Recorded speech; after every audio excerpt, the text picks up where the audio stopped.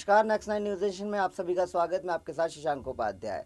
तो अमेरिका की मुश्किलें लगातार बढ़ती जा रही हैं और ये मुश्किलें थमने का नाम नहीं ले रही हैं। कभी अमेरिका कोरोना के कहर से व्याकुल हो जाता है, कोरोना के कहर से अमेरिका में सन्नाटा पसर जाता है।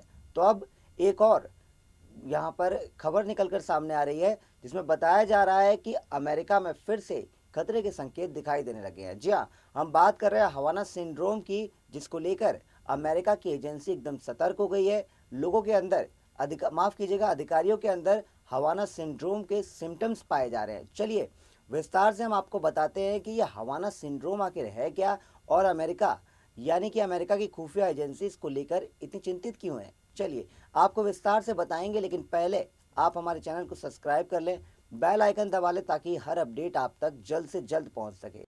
हाल के दिनों में कई अमेरिकी अधिकारी हवाना सिंड्रोम से पीड़ित हुए।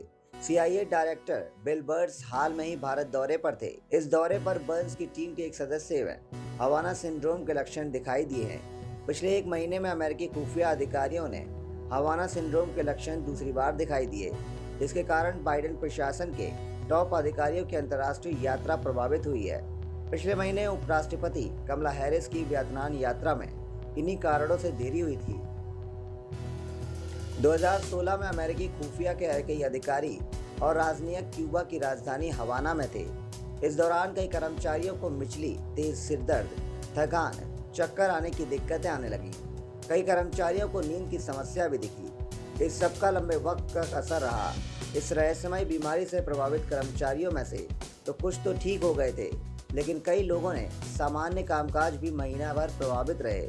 इसे हवाना सिंड्रोम कहा गया। अमेरिका इस रहस्यमय बीमारी के बारे में जांच करता रहा है। कई साल लगे। 2020 में आखिर में अमेरिकी नेशनल एकेडमी ऑफ साइंसेज ने हवाना सिंड्रोम का संभावित कारण डायरेक्टरेट माइक्रोवेव रेडिएशन को बताया। हालांकि यह अब तक साफ नहीं हो सका है यह इंसान की जान ले सकता है या स्थायी नुकसान पहुंचा सकता है।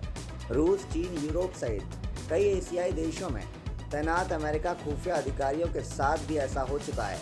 कुछ अमेरिकी अधिकारियों का मानना है जिसमें हवाना सिंड्रोम के पीछे रूसी खुफिया एजेंसी का हाथ है। हालांकि अमेरिका सरकार ने सिंड्रोम को लेकर आधिकारिक तौर पर अभी तक किसी देश का नाम नहीं लिया।